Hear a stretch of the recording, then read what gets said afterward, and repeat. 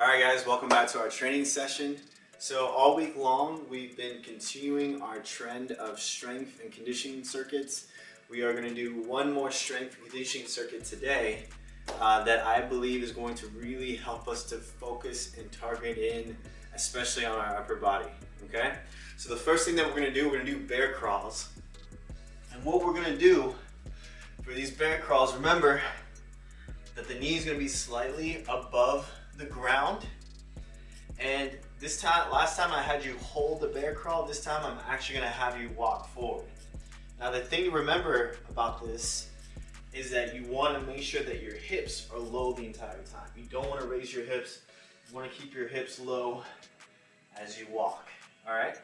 So if you are at home or outside, what I'll have you do is I'll have you just take 1, 2, and 3 steps forward, then reverse 1, 2, 3 steps back. All right, one more time. 1, 2, and 3 steps. All right.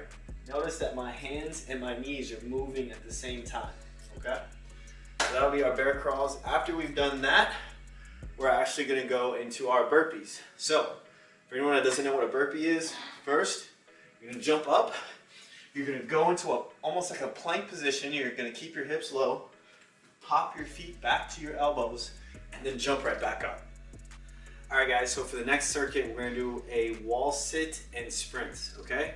So for these wall sits, now you can do them against the wall if you want to. If you don't have a wall, you can still just do your squat and just hold that, all right, for 50 seconds. If you wanna go against a wall, that's perfectly okay too, all right? You're gonna make sure that your back is fully against the wall, right? Including your lower back. You do not want to be in a hyperextended position against that wall. You wanna make sure that your abs are engaged and every surface of your back is touching the wall, all right? So that'll be our wall sits for 50 seconds.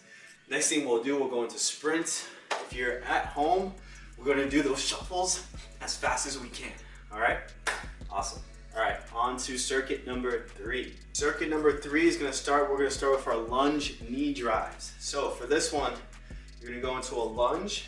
As you come up, I want you to drive your knee across your body, all right? This is gonna be a transverse movement. We're gonna activate our glutes as well as our lats, all right? So that knee drive is gonna go right up to your arm and then right back, okay? So lunge, and then boom, all right? Then you'll alternate. You'll go back into your reverse lunge, then you'll drive that knee. It's gonna take some balance right up to your opposite hand, all right? So on the left leg, then reverse on the right leg, all right? You wanna make sure you're going very slowly with these. Next one's gonna be our skater hops. So we're gonna go from side to side, have your elbow extended. There you go. Nice and easy. All right, guys, 3 circuits to go. We're halfway done. Next, we're gonna do our one-legged deadlifts. So remember, for these, you're gonna want to start slow. You need to start on your right leg or your left leg. You're going to extend with both hands as well as your leg. Now, the thing with this is that you want to make sure that your hips are not tilting. We don't want our hips to be at an angle when we go down, all right? We want to make sure that our hips are square. So a lot of times you might have to shift the left hip down so that you can be at a level playing field when you extend. You'll slowly come back into your one-legged pose, and then you'll extend right back, okay? Now what we'll do with these, we're gonna do these for about 30 seconds on the right leg, and then 30 seconds on the left leg. Remember, if you think you're flat, go ahead and just shift that right hip,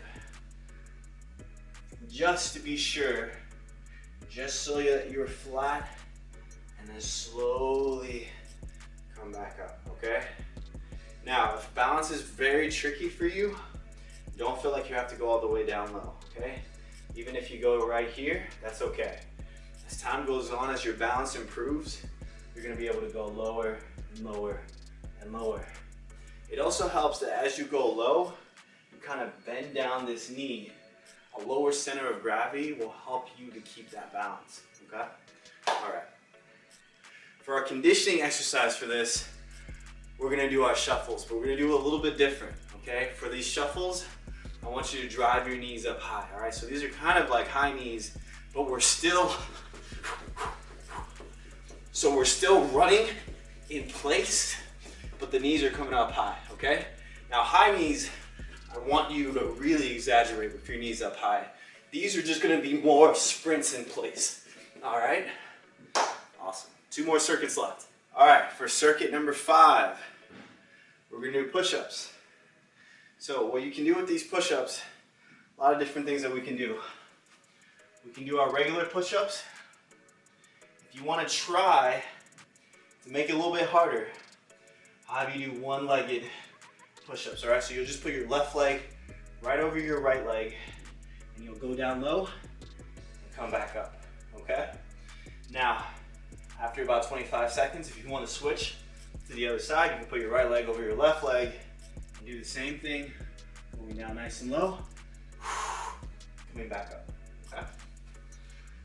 For our conditioning, we're gonna do karaoke's, okay? So karaoke's, kind of like a dance. Think about it in terms of your hips. This is a great transverse rotational hip movement exercise.